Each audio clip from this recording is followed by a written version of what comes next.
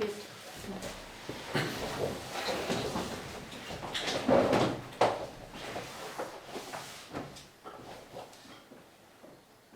Dear Heavenly Father, we thank you for this new morning. Lieber himmlischer Vater, wir danken dir für den neuen Morgen. Thank you that we can come again to learn of you. Danke, dass wir wieder kommen können, um von dir zu lernen. And please help us that our hearts would be broken up, Und bitte hilf uns, dass unsere Herzen aufgebrochen werden, that we can receive that what you want to show us.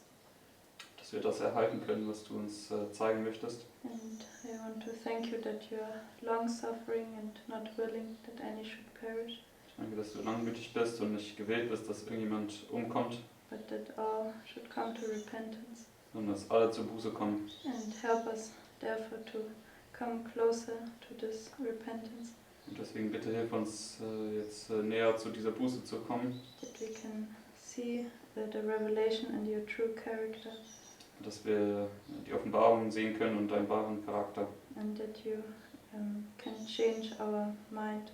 Und dass du unseren Verstand verändern kannst. And I ask that you would bless my brother Mark, Ich bitte, dass du meinen Bruder Mark segnest, that you help him to lay out these thoughts, dass du ihm hilfst, diese Gedanken darzulegen. and that you also help everyone that is studying this message that they can understand. Und hilf auch bitte jedem, der diese Botschaft studiert, dass sie es verstehen mögen. In Jesus' name, amen. In Jesu Namen. Amen. It's good. If I go to my desk, there's a lot of white. I'll just take the first page off. I just wrote some things on it. Okay, so I just put some thoughts together, or I was starting to put some thoughts together last night. Gestern Abend habe ich angefangen, ein paar Gedanken zusammenzubringen. And if we go to Genesis chapter 14, Gehen wir zu 1. Mose 14.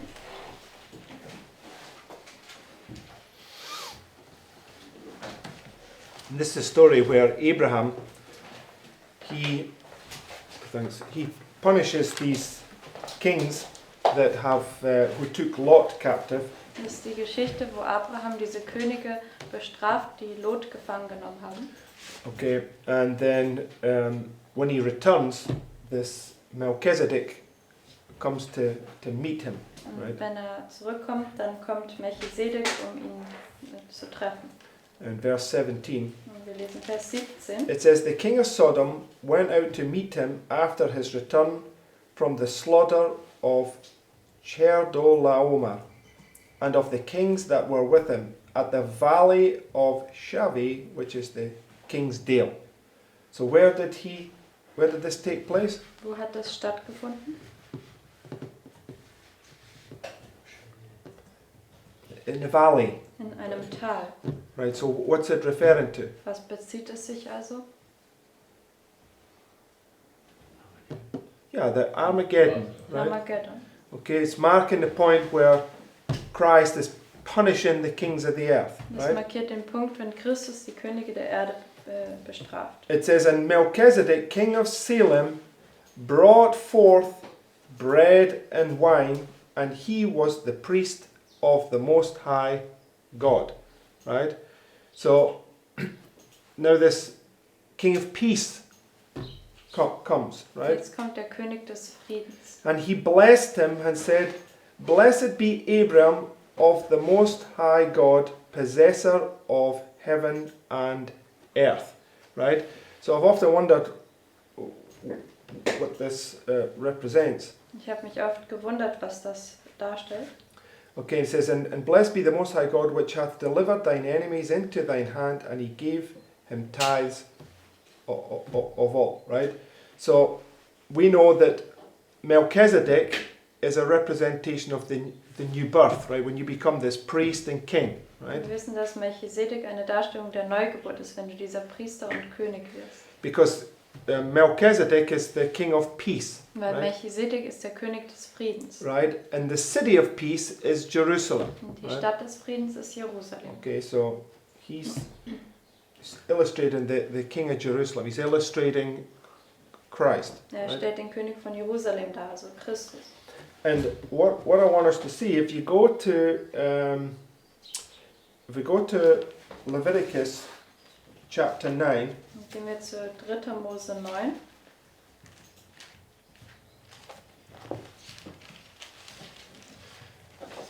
now the thing is to remember about the book of Leviticus, all these things here, they're all pointing to one event, right? Und was wir vom Buch 3. Mose also daran denken müssen, ist, dass all diese Dinge auf ein Ereignis hindeuten. In the sense that all these sacrifices, there's only one sacrifice, In dem Sinne, dass all diese Opfer eigentlich ein Opfer ist. right? It's referring to this one perfect sacrifice that was made for us all. Und das bezieht sich auf dieses eine vollkommene Opfer, das für uns alle gemacht wurde. Okay, so in Leviticus chapter 8 you have this period where Aaron and his sons are consecrating themselves for 7 days. Und in 3. Mose 8 gibt es dieses Ereignis, wo Aaron und seine Söhne sich 7 Tage lang geweiht haben.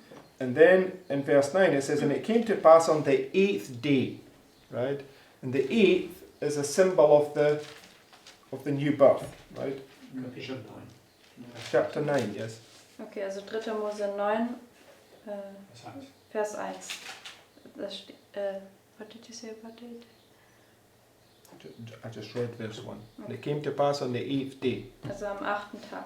right? And the 8th day is a symbol of the new birth. Und der 8. Tag ist ein Symbol für die Neugeburt. Okay, so, and if we just, basically, just let's read a bit. It says, and it came to pass on the 8th day that Moses called Aaron and his sons and the elders of Israel, and he said unto Aaron, take thee a young calf for a sin offering and a ram for a burnt offering without blemish, and offer them before the Lord. So you have a burnt offering and a sin offering, right? Also ein Sündopfer und ein Brandopfer haben wir hier. And unto the children of Israel thou shalt speak, saying, take ye a kid of the goats for a sin offering, and a calf and a lamb, both of the first year without a blemish for a burnt offering, also a bullock and a ram for a peace offering.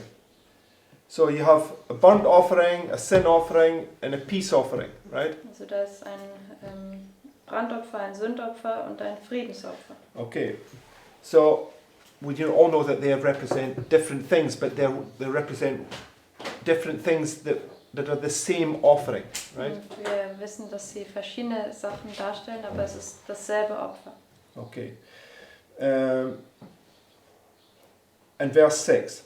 Und Vers 6. And Moses said, this is the thing which the Lord commanded that ye should do, and the glory of the Lord shall appear unto you. Right? So when you do this thing, what's going to happen? Wenn du dies tust, was wird geschehen?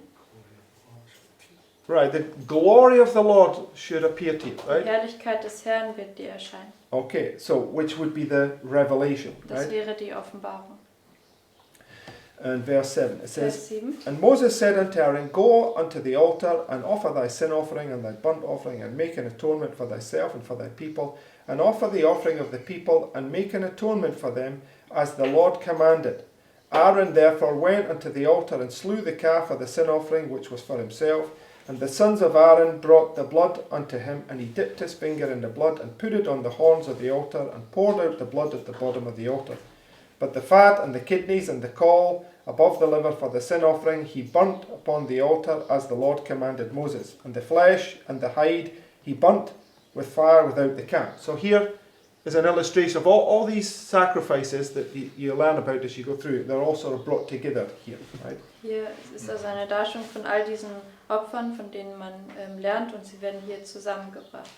Okay, but just to cut it short, if you go down to verse 20, Geht zu Vers 20. it says, and they put the fat upon the breasts, and he burnt the fat upon the altar, and the breasts and the right shoulder Aaron waved for a wave offering before the Lord, as Moses commanded. And Aaron lifted up his hand toward the people and blessed them, and came down from offering of the sin offering and the burnt offering and peace offerings. And Moses and Aaron went into the tabernacle of the congregation and came out and blessed the people, and the glory of the Lord appeared unto all the people. And there came a fire out from before the Lord and consumed upon the altar the burnt offering and the fat, which when all the people saw, they shouted and fell on their faces. Now where does that remind you of? An was erinnert euch das? Karmel? Yes, in some sense. Solomon's example. Yeah, okay, Solomon, right? Solomon stood up and blessed the people, and once he blessed the people, right, the fire came down from heaven and filled the temple, right? Bei Salomo, da ist aufgestanden, hat das Volk gesegnet und sobald das getan hat, kam das Feuer vom Himmel und hat den Tempel gefüllt. Okay, and represented the glory of the Lord, right? It's when you receive the latter rain, Und right? da stellt die Herrlichkeit des Herrn dar, wenn du den Spätregen erhältst. Okay, so but I've always understood that on the Day of Atonement, when the high priest finishes in the temple, right? What does he then do? Am Versöhnungstag, wenn der Hohepriester im Tempel sein Werk abschließt, was macht er dann?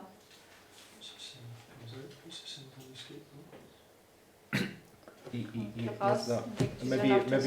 Maybe your thoughts are just not in the direction that I want to go, or maybe my question's just bad. But it's a known fact, or at least it's something that I knew, that the high priest comes out and blesses the people. They're all waiting there for him, right? Also es ist eine bekannte Tatsache, von der ich weiß, dass als er wenn der Hohepriester aus dem Tempel kommt, dann segnet er das Volk und sie warten nämlich alle auf ihn. Okay, but when you go to Leviticus 16, you don't read that there. You just read him coming out, putting the sins on the scapegoat, gets on the cloud, and then he comes, right? Aber wenn man zu 3. Mose 16 geht, da kann man das nicht lesen. Also er kommt einfach heraus und wechselt seine Gewänder und dann setzt er die Sünde auf den Sündenbock. Okay, so, and Das sind dann changes. what did you say? Er said he changes the garments. Das puts the sins and then he changes. No, he puts sins on the scapegoat first, and then he changes his Okay. garment. Also zuerst legt er die Sünde auf den Sündenbock und dann wechselt er seine Gewänder. Yes. Okay, so, but these are all like part of a puzzle, right? Und das ist alles Teil eines Puzzles. Okay, just if we go to Matthew 24, Gehen wir zu Matthäus 24. I want to look more at this. Das möchte ich noch genauer anschauen.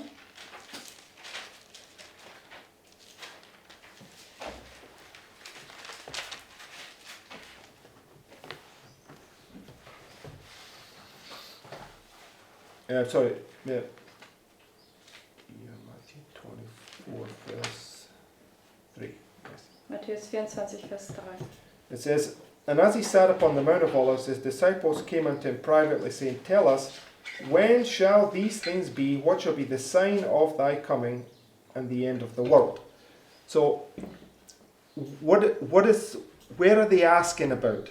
Über was fragen Which Sie? point on, or in the prophetic narrative, are they asking to understand? Also an welchem Punkt, at which point they are standing?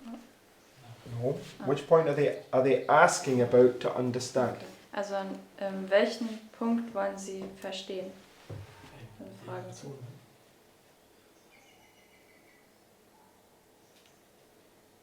No, I mean, it doesn't mention that here.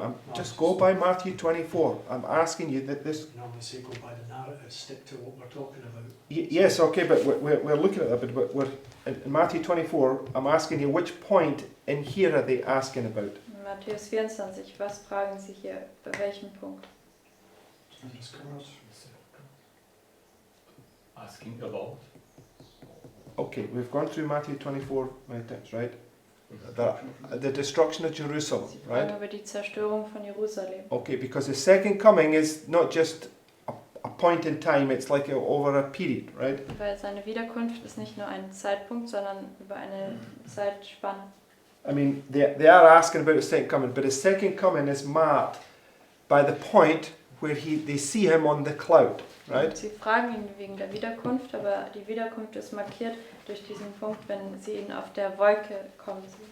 Okay, so, and that point, if you just take, would be right here, right? Dieser Punkt wäre hier. Okay, so they're asking about this point, the destruction of Jerusalem and the end of the world. Sie Right? fragen ihn über diesen Punkt, also die Zerstörung von Jerusalem und das Ende der Welt. If you go back to Matthew 23 Gehen wir zurück zu Matthäus 23 and verse 38. Vers 38. It says, Behold, your house is left unto you desolate. For I say unto you, ye shall not see me henceforth, till ye shall say, Blessed is he that cometh in the name of the Lord. Right? And that point is when they see him on the cloud. Das Right? ist der Punkt, wenn sie ihn auf der Wolke sehen. Yes? Yes. Okay. So I've often wondered this point because you know that Sister White, she tells us, for instance, let's look at this on here, right? Here's the close of probation, right? Also hier ist ja das Ende der Gnadenzeit. This is where Christ comes out the sanctuary, puts the sins on the scapegoat, gets on the cloud, and begins to come, Hier right? kommt Christus aus dem Heiligtum, er setzt die Sünden auf den Sündenbock und dann fängt er an, hier zu kommen. Right? But the first time that they see him on the cloud is at the beginning of the 7th plague, right? Aber das erste Mal, wenn sie ihn dann auf der Wolke sehen, ist an der 7. Plage. Right here. Hier. Yes? Richtig? Okay, so just go. I posted some quotes, Ich habe ein paar Zitate gepostet. and they've got the very first one. I've put them all in English, and then underneath is all the German. So if you want German, just go to the German ones. If you want English, go to the English one. Also gehen wir zum ersten Zitat und ich habe zuerst die englischen gepostet und dann die deutschen. Also die deutschen sind unter den englischen. Okay, so 1 second, let me just drink some water. The first one of the German is another quote. First one. It's TDC.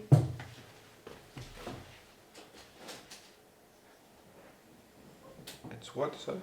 TDC. Here, I it's definitely- the English and then this is the German. I definitely post them. Maybe they just maybe I didn't press the button in return. Just let me put them. First two are missing. Yeah, I definitely copied them. I maybe didn't put them on there correctly. Players can shortly. Just stick them there first, please, Lars.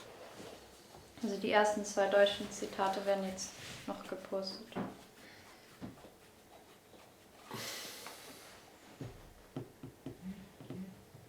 Okay, just for the German, just go to the last two, the first two. Also die ersten zwei deutschen Zitate sind jetzt ganz unten.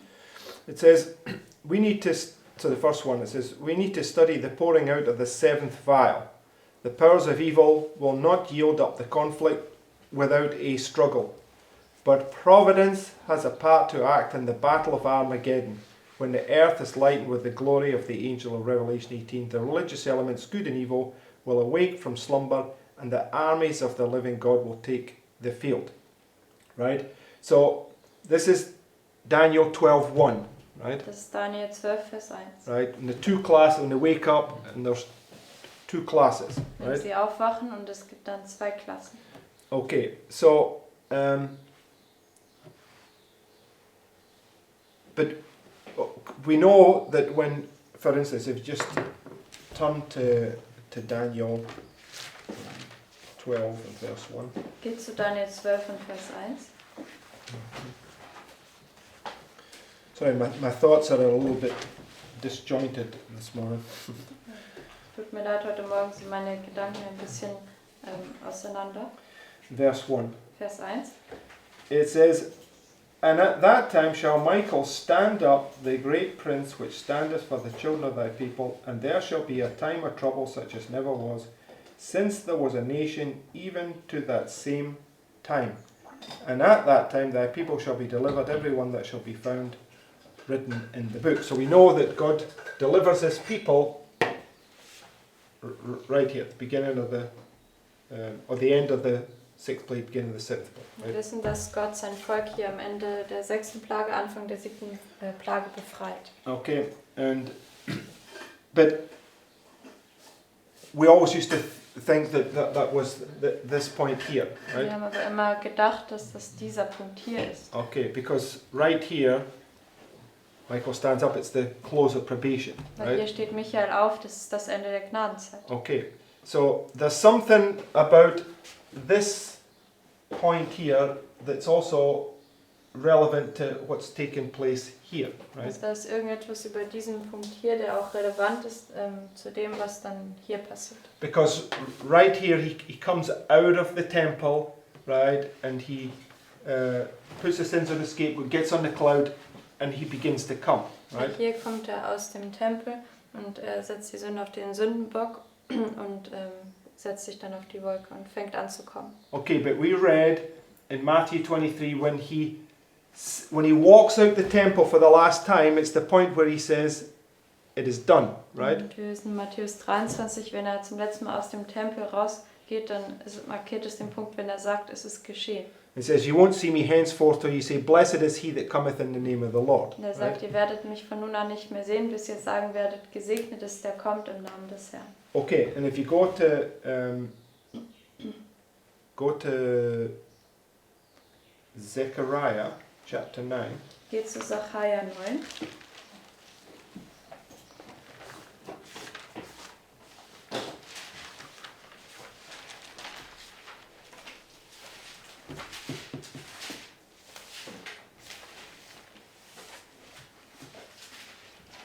and this is what he's speaking about in Matthew 23, right? Darüber spricht er in Matthäus 23. Verse 9.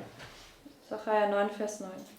Rejoice greatly, O daughter of Zion, shout, O daughter of Jerusalem, behold, thy king cometh unto thee, he is just and having salvation, lowly and riding upon an ass, and upon the colt the foal of an ass. Right? This is the second coming, right? Das ist die Wiederkunft. And they were to rejoice and shout, right? Sie sollten sich freuen und ausrufen. Okay, so if you go to the in the German quotes, it would be the second one, the fourth one in the English. Also wir gehen jetzt zu dem 4. im Englischen und It's GC 402. das Deutsche ist das 2., also das ist GC 402. It says, the message, behold, the bridegroom cometh, was not so much a matter of argument, though the scripture proof was clear and conclusive. There went with it an impelling power that moved the soul. There was no doubt, no questioning upon the occasion of Christ's triumphal entry into Jerusalem. The people who were assembled from all parts of the land to keep the feast flocked unto the Mount of Olives. And as they joined the throng that were escorting Jesus, they caught the inspiration of the hour and helped to swell what?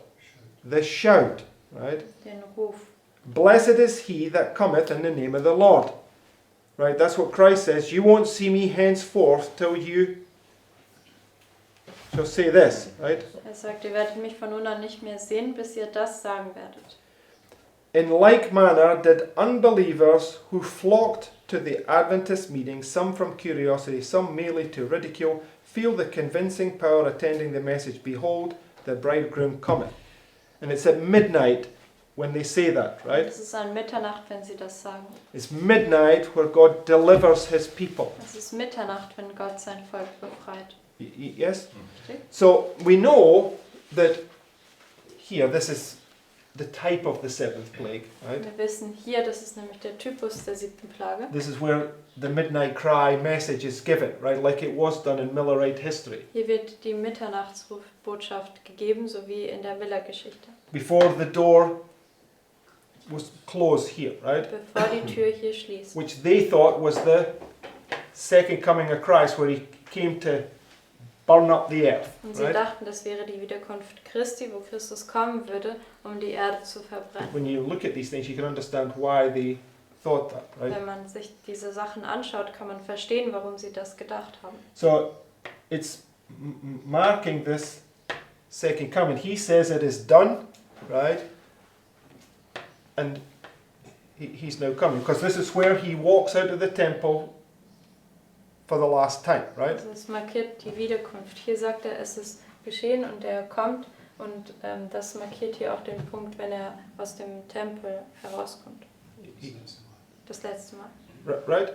Richtig? It's the destruction of Jerusalem when he leaves the temple. Es ist die Right? Zerstörung von Jerusalem, wenn er den Tempel verlässt. Okay, right? So just keep that in mind. Behaltet das einfach im Sinn. If you go to the second quote, which would be the last one for the Germans. Gehen Right? wir jetzt zum zweiten Zitat im Englischen und das wäre das letzte im Deutschen. It says, in the days of the early Christians, Christ came the second time.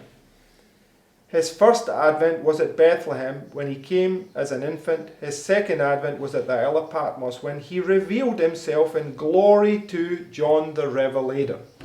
What did he do? Was hat er getan? Revealed himself in glory, right? Offenbart in seiner Herrlichkeit. Okay, so we read that in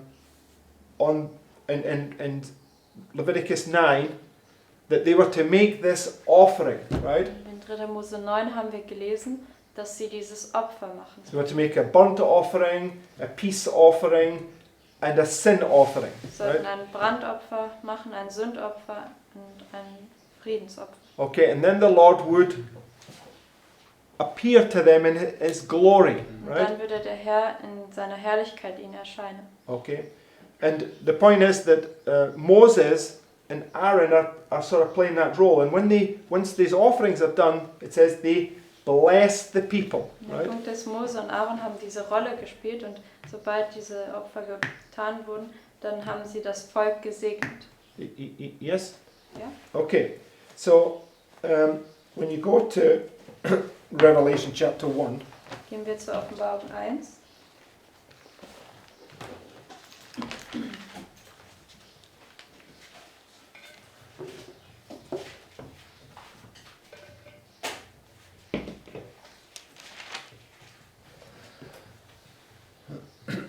you have an illustration of the sanctuary, Da right? hat man eine Darstellung des Heiligtums. The whole book of Revelation is based upon the sanctuary service. Das ganze Buch der Offenbarung ist basierend auf dem Heiligtumsdienst. Okay, it says, let's just go to verse 12. Gehen wir zu Vers In 12. fact, let's begin verse 10. Let's just get the context. Fangen wir doch in Vers 10 an. I was in the Spirit on the Lord's day and heard behind me a great voice as of a trumpet saying, I am Alpha and Omega, the first and the last, and what thou seest write in a book, and send it unto the 7 churches which are in Asia, unto Ephesus, unto Smyrna, unto Pergamos, unto Thyatira, unto Sardis, and unto Philadelphia, unto Laodicea. And I turned to see the voice that spake with me, and being turned, I saw 7 golden candlesticks. In the midst of the 7 candlesticks, one like unto the Son of Man, clothed with a garment down to the foot, and girt about the paps with a golden girdle. His head and his hairs were white like wool, as white as snow, and his eyes were as a flame of fire, and his feet like unto fine brass, as they burned in a furnace, and his voice as the sound of many waters. And he had in his hand 7 stars, his right hand 7 stars, and out of his mouth went a sharp two-edged sword, and his countenance was as the sun shineth in his strength. And when I saw him, I fell at his feet as dead, and he laid his right hand upon me, saying unto me, Fear not, I am the first and the last. Right? And this is the revelation, right? Und das ist die Offenbarung. It's where John makes this perfect sacrifice. Wo Right? Johannes dieses vollkommene Opfer macht. Okay, because John had become this perfect sacrifice, the Lord revealed his glory to him, right? Weil Johannes dieses vollkommene Opfer wurde, hat der Herr seine Herrlichkeit ihm offenbart. Okay, so we know that that's speaking about this experience right here, right? Wir The wissen, seventh plague. das spricht hier über diese The end of the sixth plague. Erfahrung am Ende der 6. Plage. Yes. So it's marking where he's going to receive this blessing, right? Und das markiert den Punkt, wo er diesen Segen erhalten wird. Okay, so and for, at least as I would understand it, it would be for John the end of the Day of Atonement, right? Wie ich das verstehen würde, ist das für Johannes das Ende des Versöhnungstages. So, if I understand this right, when the Day of Atonement ends here, he would come out and bless the waiting congregation, right? Wenn ich das verstehen würde, dann würde er hier am Ende des Versöhnungstages rauskommen und die Versammlung segnen. And this is where he would get on the cloud and come, right? Dann würde er auf die Wolke gehen und kommen.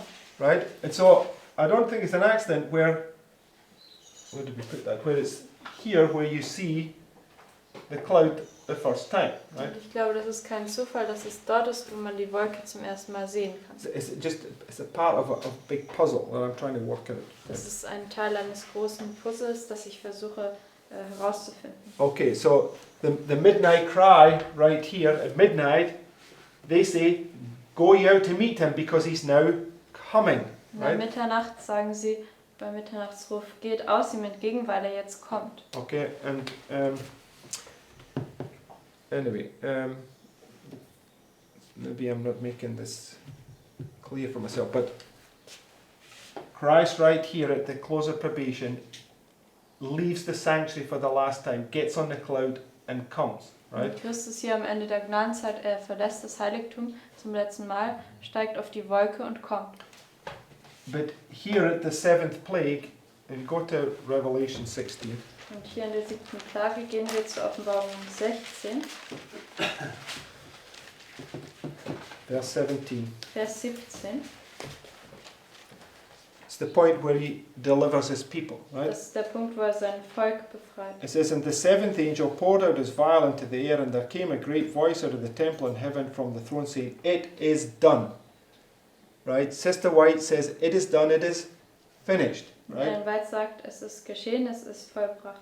Okay, which is marking the close of the work in the sanctuary, right? Das markiert diesen Abschluss des Werkes im Heiligtum. So right here, where he's saying the work in the sanctuary is now complete, which would be here, right? Also hier, was auch hier wäre, sagt er, dass das Werk im Heiligtum abgeschlossen ist. Now we know that in the Sunday Law Crisis that would be correct, Wir right? wissen, in der Sonntagsgesetzkrise wäre das richtig. Right? Richtig? Why? You're nodding your head. Why is it correct? Weshalb ist das richtig? In the Sunday Law, why would it be correct for him to say it is done? Warum im Sonntagsgesetz? Warum ist es richtig, dass er dann hier sagt, es ist geschehen? Okay, the point is that the first group of people are complete. Right? We've gone through this many times, right? Der Punkt ist, die erste Gruppe von Leuten ist hier abgeschlossen. Go to Revelation chapter 4. Geht zur Offenbarung 4. This is the illustration of the throne room, right? Das ist die Darstellung des Thronraums.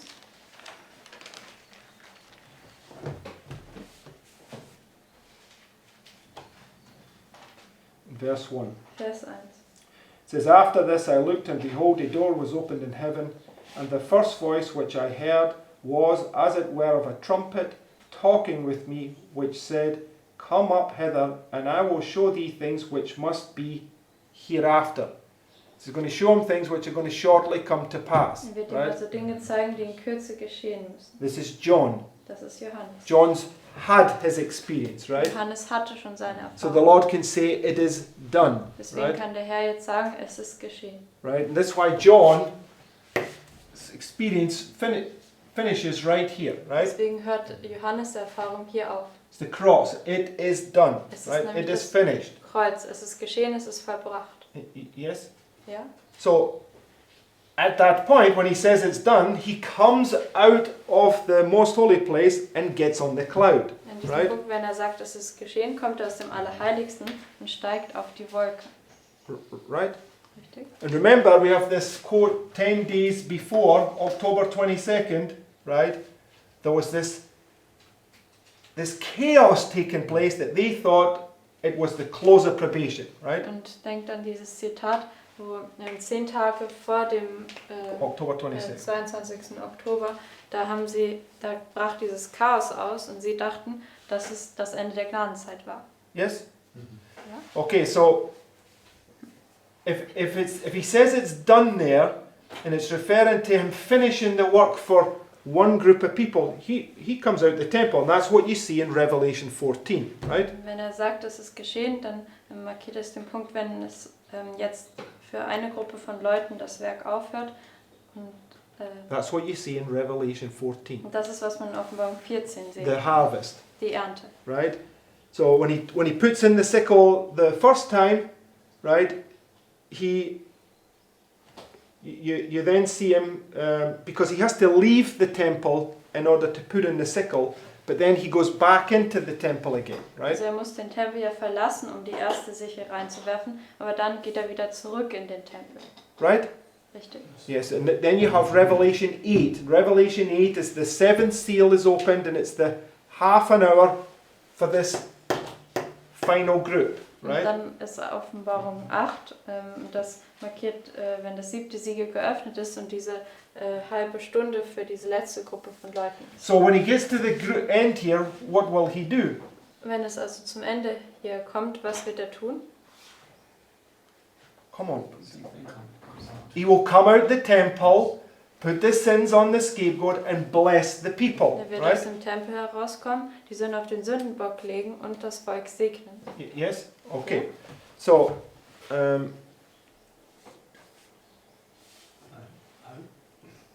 How can he come out the temple twice? Also wie kann er zweimal aus dem Tempel kommen? if he comes out the temple there when he's finished this group of people, and he goes back into the temple, once he's finished there, he's going to come out the temple again. When he goes back in the temple, yes, but you said he gets on the clouds there comes. Does he get on the cloud? Does the prophetic narrative show that okay, then just follow the narrative. But how does he go back into the temple then if he's coming? You're applying things literally and not prophetically. It's not literally going on a cloud there. It's representing his people. He's not literally coming here in this Sunday law. Also hier im Sonntagsgesetz ist das nicht buchstäblich, dass er auf der Wolke ist, sondern durch sein Volk. Deswegen kann er wieder in den Tempel. Prophetisch Spiritual gesehen. things, Scott, right? Remember, when we're not applying it literally. We're following. I don't have a problem with spiritual things, Mark, and I'm not applying it literally. It's just spiritually, how can he come on the clouds and go back into the temple? It just doesn't fit in my mind, I'm sorry.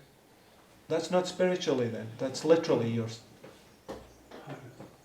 Because coming on the clouds is Okay, spiritually means maybe I something just different. want to explain that. Coming on the clouds spiritually means something different to going back into the temple and doing further deeds spiritually. It's two different offices, I mean, also spiritually. There are things we that- study line upon line, right? So there are different works going on simultaneously, illustrated by different things. So it's like I'm lacking now a fitting example, but there are many different works going on simultaneously, and you just need to bring them line upon line. You need to let the Bible explain to you what it means, and you've got I'm just asking that for that. It's like no. You want to ask? You haven't shown from the Bible how he goes back into the temple there. No, Revelation 14. Also in Offenbarung 14 kann man sehen, dass er wieder dort zurück Like- in den Tempel geht. Yeah, I've said this many times. You need to become familiar with these stories so that when we go to them, we don't need to study them in order to see the point, right? Forgive me then. Sorry. Go to Revelation 14. Gehen wir Right. zu Offenbarung 14.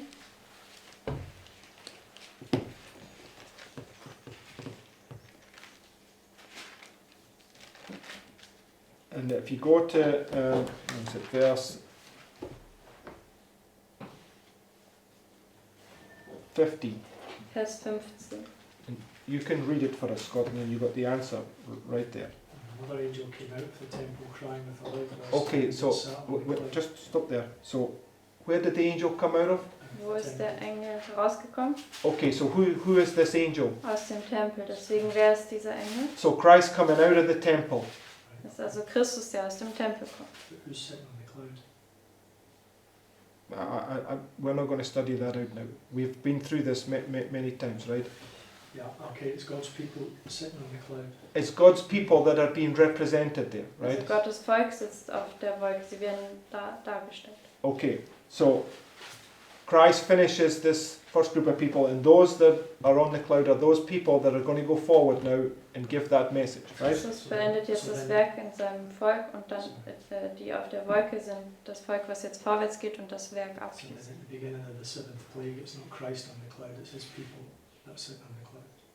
Doesn't matter, it's illustrating Him, right? It's typifying the work of Him. Okay, Also and that sie needs auf to der be Wolke. said. It's like it's not Christ coming on the cloud there, it's God's people sitting on the cloud. No, that doesn't need to be said because it's illustrating Christ. Also Gottes Volk auf der Wolke, die stellen Christus dar. Okay, and when you go verse 17, Und Vers 17. it says,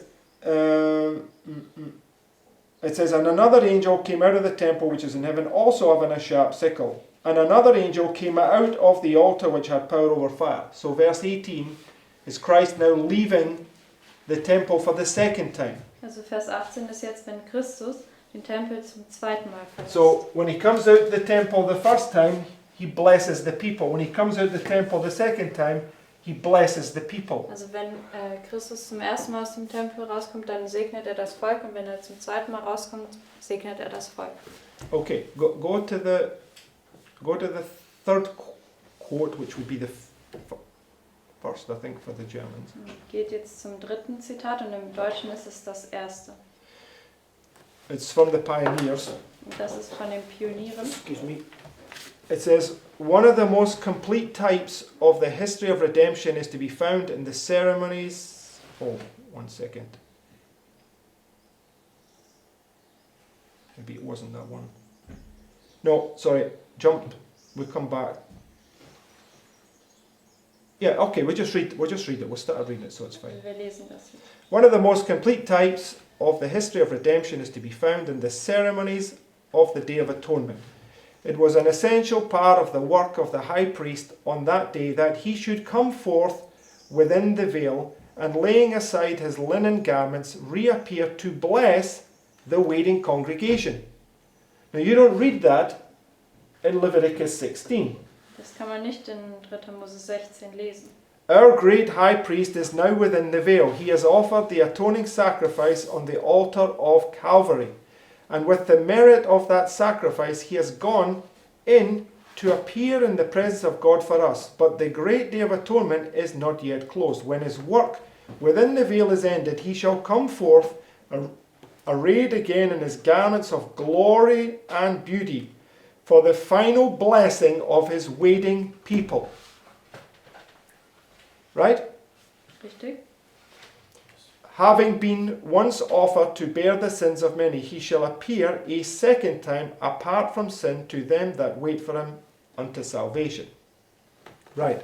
So it's typifying the second coming, right? Das schattet die Wiederkunft voraus. We read John at Patmos, when he had the revelation, was the second advent, Wir haben right? gelesen, Johannes in Patmos, wo er die Offenbarung erhalten hat, war das die Offenbarung. But according to Leviticus 9, it was once John had made this sacrifice, it was God's glory appearing to him, right? In 3. Mose, Aaron made the sacrifice. Sorry? I mean, line upon line. In Leviticus 9 was Aaron. So he made the sacrifice. Yeah, but we're speaking about second advent, right? And Revelation is the same illustration, also right? Johannes hat, bei der Offenbarung hat, das war nämlich die Wiederkunft, und in 3. Mose 9, wo Aaron das Opfer gebracht hat, John is the sacrifice yes. in Revelation, right? So when he makes that sacrifice, the glory of the Lord appears to him, right? Also Johannes ist das Opfer, Und in der Offenbarung, wenn er dieses Opfer bringt, dann erscheint der Herr in seiner Herrlichkeit. It's the revelation, Das right? ist nämlich die Offenbarung. That's why Sister White says the revelation represents the second advent. Deswegen sagt Ellen White, dass die Offenbarung die Wiederkunft This darstellt. is what the disciples are asking for in Matthew 24. When shall be the day of thy coming and the destruction of Jerusalem? Das haben die Jünger ja gefragt, wann ist der Tag deiner Wiederkunft und die Zerstörung von But Jerusalem. one second long. So when he leaves the temple for the last time, right? Wenn er den Tempel zum letzten Mal verlässt, I'll say he's coming out of the temple. One group he's going to bless, the other group's going to be cursed, er kommt right? aus dem Tempel und eine Gruppe wird gesegnet werden, die andere verflucht. Okay, one group he says, your house is left unto you desolate, right? Der einen Gruppe sagt er, euer Haus ist euch wüst hinterlassen. Okay, I don't know. okay. Now go to the fourth quote. Gehen wir jetzt zum vierten Zitat. Should be the second in the German. Das ist der zweite im Deutschen. It says, now the event takes place foreshadowed in the last solemn service on the Day of Atonement, when the ministration in the Holy of Holies had been completed and the sins of Israel had been removed from the sanctuary by virtue of the blood of the sin offering.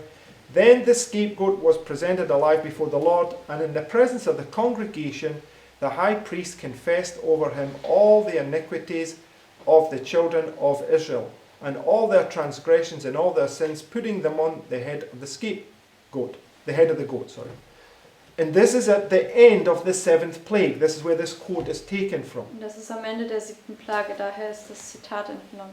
So it says, in like manner, when the work of atonement in the heavenly sanctuary has been completed, then in the presence of God and heavenly angels and the hosts of the redeemed, the sins of God's people will be placed upon Satan. He will be declared guilty of all the evil which he has caused them to commit. And as the scapegoat was sent away into the land not inhabited, so Satan will be banished to the desolate earth, an uninhabited and dreary wilderness. Right?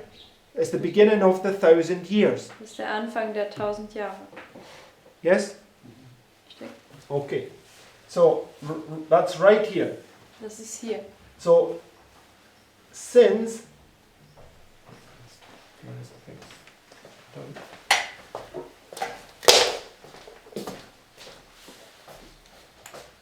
Sins placed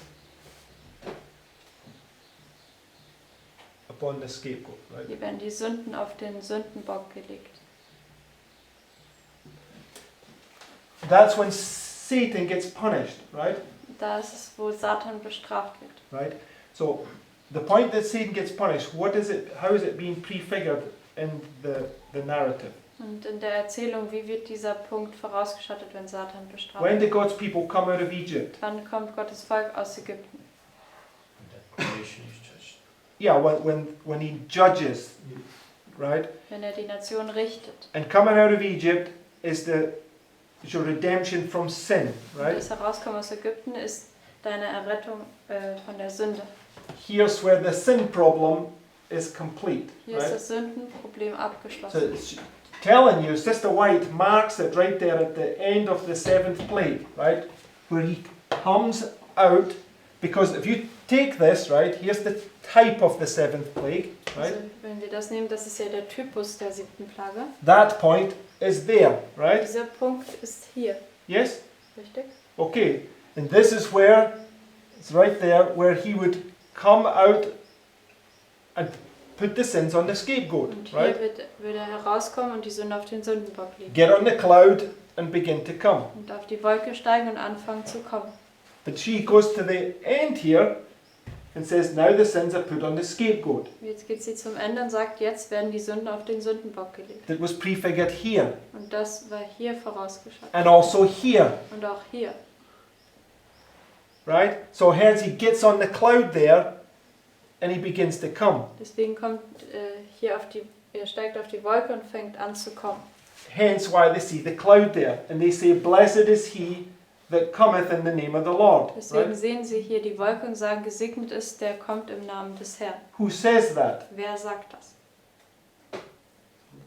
this, yeah, not just the wicked, but I think everybody says it, but it's the point here when the special resurrection takes place. They get resurrected to see him coming on the clouds, right? Also nicht nur die Bösen, sondern ich denke, jeder sagt das. Das ist nämlich die besondere Auferstehung. Sie werden auferweckt, damit sie ihn auf der Wolke kommen sehen. Right? Richtig? So, it is done here is also been prefigured by this point, right? It's just showing you the same things are happening, right? Es ist geschehen, das wird auch durch diesen Punkt hier vorausgeschattet, also dasselbe geschieht.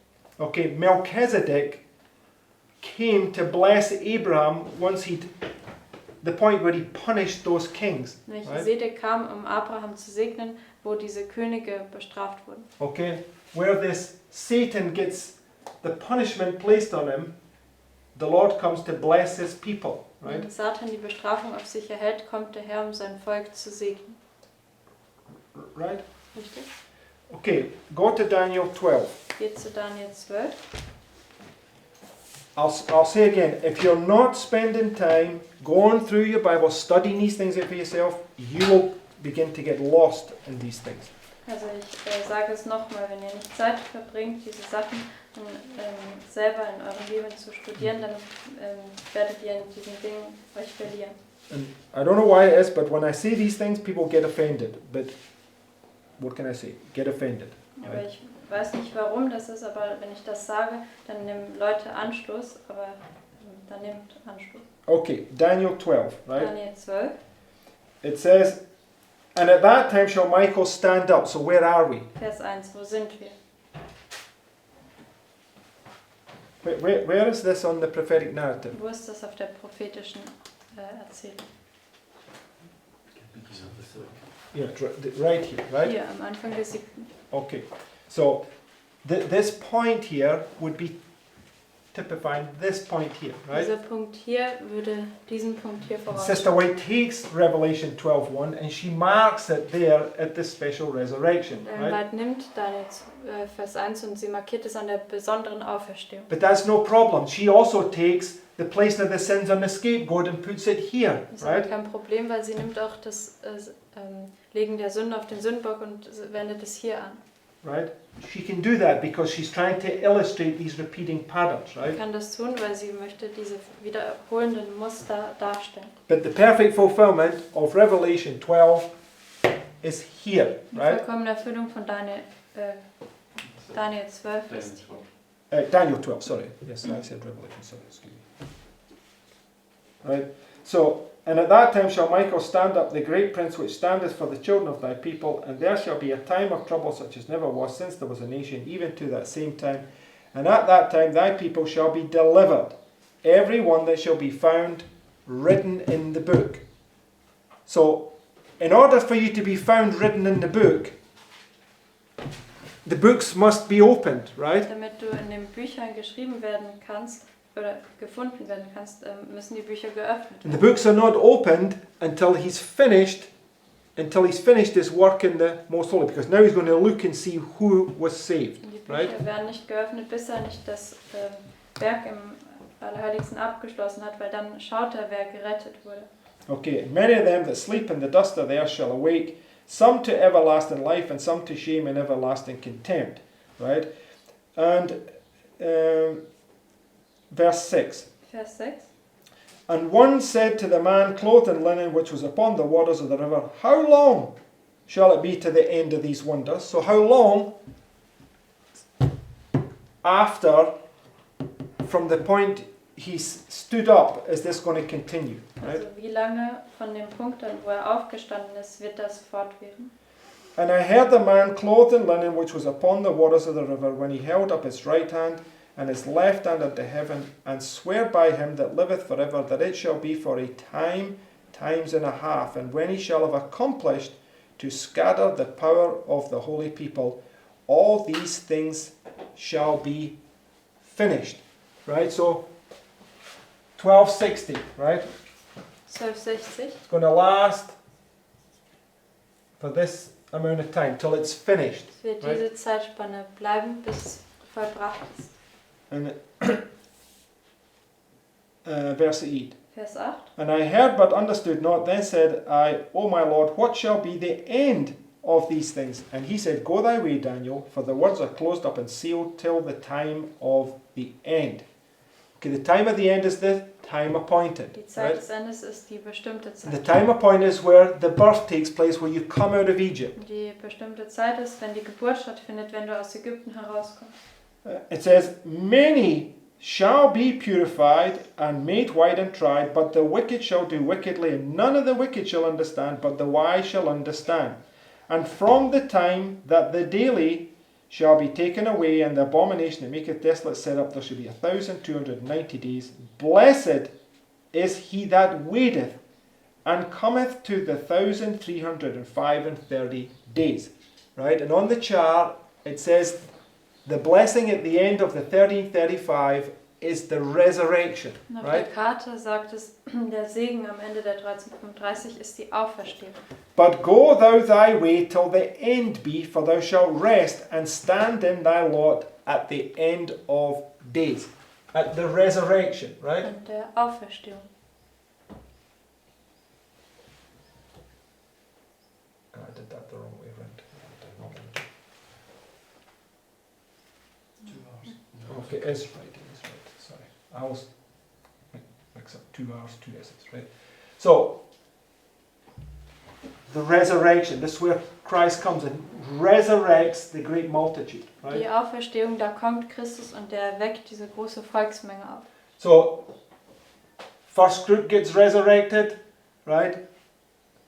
Gets on the cloud, and he's coming there saying, Blessed is he that cometh in the name of the Lord. Die erste Gruppe wird auferweckt und er kommt und sie sagen, gesegnet ist, wer kommt im Namen des Herrn. Okay, go ye out to meet him. Geht aus ihm entgegen. Okay, and all those get resurrected are the blessed, right? Und all diejenigen, die auferweckt werden, sind die Gesegneten. Okay, so there's the blessed dead here, and then there's this blessing upon this group here, right? Also das sind die gesegneten Toten hier und dann ist der Segen auch auf diese Gruppe. Okay, so when Melchizedek coming and blessing Abraham, right? Because this is Abraham's seed, right? Wenn Melchizedek kommt und Abraham segnet, dann das ist ja Abrahams Same. Okay, so it's him blessing Abraham is blessing his seed. Also Right. wenn er Abraham segnet, dann segnet er seinen Samen. It's all those that have been resurrected, all those that came out of Egypt, All right? diejenigen, die auferweckt wurden, all diejenigen, die aus Ägypten herauskamen. And they gave tithes to Melchizedek. Und sie Right? geben Melchisedek den Zehnten. And according to Malachi chapter 3, the tenth is all those that have passed under the rod. Und gemäß Malachi 3 ist der Well, it doesn't say that in Malachi 3, but in Malachi 3 it talks about the tithe, Also right? in Malachi 3 spricht es über den Zehnten. Right, and it's shown us that it's something much deeper than just giving a portion of your money, right? Und what did you say about the rod? I'll come back to that. Okay, und das zeigt einfach, der Zehnte ist viel tiefer als das, was man mit Geld gibt. Okay, in Leviticus it says the tenth of the flock have to pass under the rod, Und right? in 3. Mose sagt es, der 10. Teil der Herde muss unter der Rute durchgehen. Okay, and the rod is this rod of chastisement, Die right? Rute ist die Rute der Züchtigung. It's this time of Jacob's trouble that you have to pass through in order to be a tithe, Das ist right? die Zeit von Jakobs Trübsal, wo du durchgehen musst, damit du den 10. zahlst. Okay, Malachi chapter 3 teaches us that paying the tithe means you're giving him your whole heart. You're like this widow woman, right? Malachi 3 lehrt uns, dass den 10. zahlen ist, wenn du dein ganzes Herz ihm gibst. Das ist so wie diese Witwe. Hence, when Melchizedek comes and blesses Abraham, Abraham pays him tithe, Deswegen, right? wenn Melchisedek kommt und Abraham segnet, dann zahlt der Abraham ihm den 10. Right? Richtig? Okay, so we'll just go to this next quote from HST. These are just two quotes now from the pioneers, and they talk about this. Gehen wir jetzt zum nächsten Zitat von HST. Das sind jetzt Zitate von den Pionieren, die sprechen darüber. It says, if the types have been fulfilled exact as to time, even to the hour, where that is known, will those that remain to be fulfilled be less... Oh, sorry, let me read that again. If the types have been fulfilled exact as to the time, even to the hour, where that is known, will those that remain to be fulfilled be less exact? I think not. God always has kept time in the fulfillment of the prophecies, and thus far, as we have seen in the types, He will not fail on us now. So how important is it for us to understand the types? Wie wichtig ist es also für uns, die Typen zu verstehen? It's life or death, right? Das Leben oder It's Tod. the Galatians 4 Das experience. ist die Galater 4 Erfahrung. No, not one jot or tittle shall pass from the law till all be fulfilled. Let us then look at those types that remain to be accomplished. Leviticus 16, 29 to 34. And this shall be a statute forever unto you, that in the 7th month, on the 10th day of the month, ye shall afflict your soul, and do no work at all, whether it be on of your own country, or a stranger that sojourneth among you. So this is passing under the rod, this afflicting of soul, right? Das ist, wenn man unter der Rute durchgeht, dieses Bedrängen der Seele. For on that day shall the priest make an atonement for you, to cleanse you, that ye may be clean from all your sins before the Lord. It shall be a Sabbath of rest unto you, and ye shall afflict your souls by a statute forever.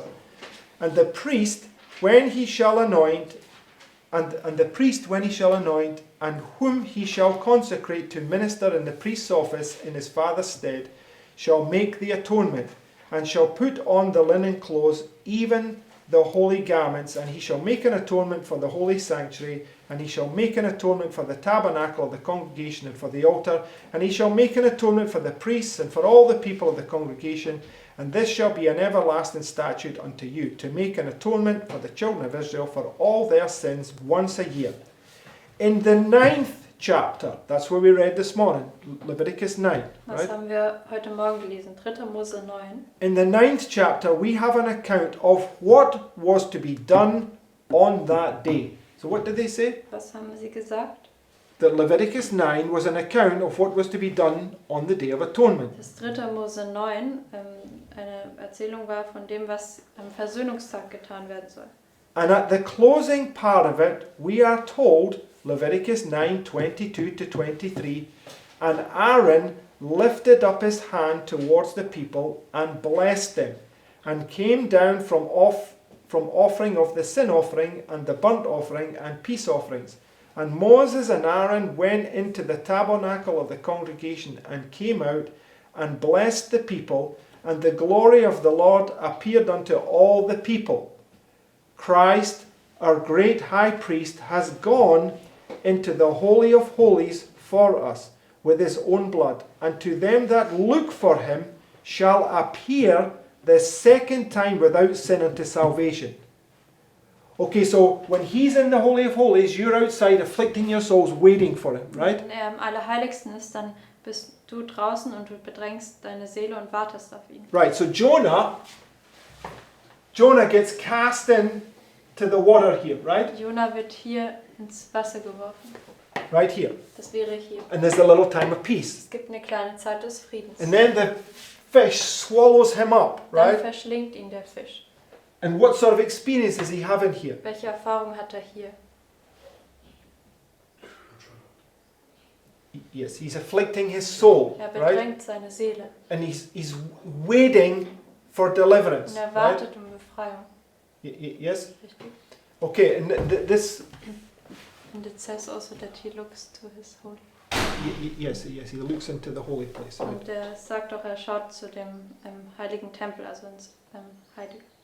Okay, so to them that look for him shall appear the second time without sin unto salvation. When he comes out of the Holy of Holies, will it not be on the day typified? Beyond a doubt, in my mind, it will be. Look at this type as set forth in Leviticus 23, 26, 27, 29, 32. Okay, Leviticus 23 is just a repeat of Exodus 12. Right? 3. Mose 23, ist nur eine Wiederholung von 2. Mose just 12. speaking about all the different feasts. Right? Spricht über die verschiedenen Feste. Exodus 12. Sorry? Why you say repeat of Exodus 12? Because Exodus 12 marks the feast, Leviticus 23 repeats them. Well, Exodus 12 marks when they make the Passover in Egypt. 2. Mose 12 markiert das Passa. Okay, but it's repeated in Leviticus 23. Und es wird wiederholt in 3. Mose 23. Okay, it says, And the Lord spake unto Moses, saying, Also on the 10th day of the 7th month there shall be a day of atonement, and it shall be a holy convocation unto you, and ye shall afflict your souls, and offer an offering made by fire unto the Lord. For whatsoever soul it be that shall not be afflicted in that same day, he shall be cut off from among his people. Now I often wondered, right, the high priest is in there on the Day of Atonement doing the work, and God's people are outside, and they are to be afflicting their soul. And if they don't do that, when he comes out, they're cut off. Und, ich habe mich immer darüber gewundert, warum das so ist, weil der Hohepriester ist ja im Heiligtum und macht dort sein Werk und die Leute sind draußen und müssen ihre Seele bedrängen und wenn sie ihre Seele nicht bedrängen, werden sie abgeschnitten. I have to wonder, how does he know who wasn't afflicting their souls, right? Ich habe mich immer gewundert, wie weiß er, wer seine Seele bedrängt und wer nicht. But it's obviously teaching something spiritual for the end of the world, right? Aber das lehrt uns natürlich etwas Geistliches für das Ende der Welt. Because all those that are not afflicting their soul here, right, when he comes the second time, will be cut off, right? Weil all diejenigen, die hier nicht ihre Seele bedrängen, wenn er dann zum zweiten Mal kommt, werden abgeschnitten werden. Because they're not part of the wise, Weil right? sie sind nicht Teil der Weisen. They're not receiving the midnight cry message and it's bringing them to repentance. Sie right? erhalten hier nicht die Mitternachtsrufbotschaft, dass es sie zur Buße führen wird. Okay, so jump down to this next quote, which is the last one. Gehen wir zum nächsten, was auch das letzte Zitat ist. On the first day of that month, as we learn from Leviticus 23 to 25, was the memorial of blowing trumpets. See Psalm 81:3. Blow the trumpet in the new moon in the time appointed on our solemn feast day. See also Revelation 10:7 and 11. But in the days of the voice of the seventh angel, when he shall begin to sound, the mystery of God shall be finished, as he hath declared to his servants the prophets. Okay, so that would be here, right? Das wäre hier. Yes, because it says, the second woe is past, behold, the third woe cometh quickly. And that's the seventh trumpet, Es right? sagt, die zweite Wehe ist vorüber und siehe, die dritte Wehe kommt schnell und das ist auch die 7. Posaune. It says, but in the days of the voice of the seventh angel, when he shall begin to sound, the mystery of God shall be finished, as he hath declared to his servants the prophets. On the first day of the 7th month, 6,000 years being complete, from the first day of the week of creation, the great millennial Sabbath will be introduced by the sounding of the 7th trumpet. Right? So they're saying it's the end of the 6,000 years, Sie right? sagen, das ist das Ende der 6000 So Jahre. last up, just go to Revelation 11. Letzter Gedanke, gehen wir zur Offenbarung 11. That's where it's taken from. Daher ist das entnommen. We had these questions because Wir hatten diese Fragen. verse 15. In Vers 15. The seventh angel sounded, and there were great voices in heaven saying, The kingdoms of this world are become the kingdoms of our Lord and of his Christ, and he shall reign forever and ever. And the 24 elders which sat before God on the seats fell upon their faces and worshipped God, saying, We give thanks, O Lord God Almighty, which are and was and are to come, because thou hast taken to thee thy great power and hast reigned. And the nations were angry, and thy wrath is come. Now, the wrath of God is the 7 last plagues. Der Right? Zorn Gottes sind die 7 letzten Plagen. So we know that here's the end of the second woe, the third woe cometh quickly, 7th angel sounds. Wir Right? wissen, das ist das Ende der zweiten Wehe, die dritte Wehe kommt schnell, da ertönt der 7. Engel. But this is just typifying this, as we've seen, right? Aber das hier schattet einfach das hier voraus, wie wir Because gesehen here haben. he comes out of the temple and blesses the people, Weil hier right? kommt er aus dem Tempel und segnet das Volk. Right? Which is typifying this, Und er right? schattet das hier voraus. His second coming, Seine right? Wiederkunft. Okay. Because it says here, verse 18, Vers 18 sagt es. the nations were angry, and thy wrath is come, the time of the dead, that they should be judged. When are the dead judged? Wann werden die Toten gerichtet? Yeah, in the 1,000 years which begin here, In right? den 1000 Jahren, die hier anfangen. Yes? Richtig? Okay, so we've often wondered, why does it say it here, right? Wir haben uns immer gewundert, warum sagt es das dann hier? It's a huge puzzle, right? And all the pieces, they're all pointing down to this point, Das ist right? ein großes Puzzle und all diese Puzzleteile, sie weisen alle auf diesen Punkt hin. We are to study the seventh vial, Wir sollen right? die 7. Schale studieren. Yes? Okay, all this taking place here is about the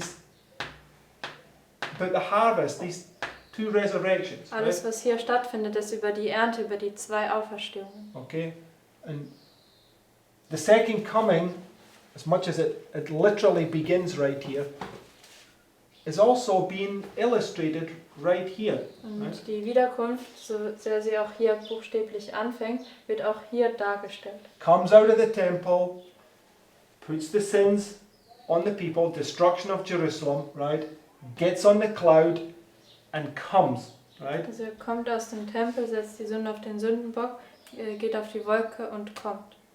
Right? Das ist die Zerstörung von Jerusalem. That's what takes place here, right? Und das findet dann hier statt. It's just showing us the same thing twice, Es right? zeigt uns einfach zweimal dieselben Dinge. Okay. I'll leave you with those thoughts. It's a puzzle, right? And we need to study it. We need to work it out, right? Lasse euch jetzt mit diesen Gedanken zurück und das ist eben ein Puzzle und wir müssen diese Sachen herausarbeiten. Okay, we never finished reading this quote, but this quote, if you just read it, it ties together Leviticus 9 and Leviticus 16. It tells you that it's the same event. Und wir haben Right? jetzt dieses Zitat nicht zu Ende gelesen, aber wenn man das ganz durchliest, da verbindet es eben 3. Mose 9 mit 3. Mose 16 und zeigt, dass es dasselbe Ereignis ist. Okay, so we really need to study the book of Leviticus and understand why Leviticus 9 and Leviticus 16 is the same thing. We have to bring them together. Wir müssen Right? wirklich das Buch 3. Mose studieren und warum 3. Mose 9 und 3. Mose 16 dasselbe ist und sie zusammenbringen. Because in Leviticus 9 is where he comes out and blesses the people. Weil in Right? 3. Mose 9 kommt er heraus und segnet das Volk. Okay, and it's obviously showing you it's the same point in time. Und das Right? zeigt dir eigentlich denselben Zeitpunkt. Okay, so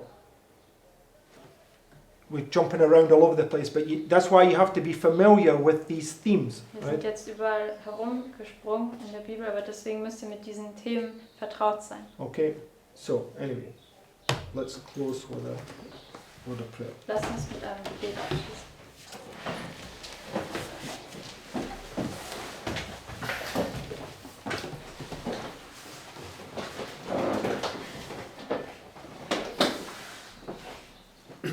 Dear Heavenly Father, Lieber himmlischer Vater, Lord, please arouse us from our sleepiness, Herr, bitte weck uns auf von unserer Schläfrigkeit and please help these themes that are being opened to us to work its way into our hearts. Hilf, dass diese Themen, die uns jetzt geöffnet wurden, auch in unser Herz sich einarbeiten. Lord, bring conviction upon us that these things are speaking to us. Bitte bring Überführung über uns, dass diese Dinge zu uns sprechen. They're not some distant story that just is some nice thing to read. Dass es nicht eine ferne Geschichte ist, die einfach schön zu lesen ist. So please bring that conviction upon each of us individually, Bitte bring über jeden einzelnen von uns diese Überführung. that would bring the necessary fear in our hearts, Und dass es die notwendige Furcht in unser Herz bringen möge. that would draw us closer to you and feel our need for prayer, Dass es uns näher zu dir zieht und dass wir unser Bedürfnis nach Gebet spüren. that we would pray and ask to understand. Dass wir bitten und fragen, um das zu verstehen. We would not be these foolish virgins that think that it doesn't apply to us, Dass wir nicht die törichten Jungfrauen sind, die denken, dass es nicht auf uns anzuwenden. and put that day afar off. Und den Tag weit in die Zukunft setzen. So please arouse us and forgive us, Bitte wecke uns auf und vergib uns. and help us to seek for understanding. Und hilf uns, dass wir nach Erkenntnis suchen.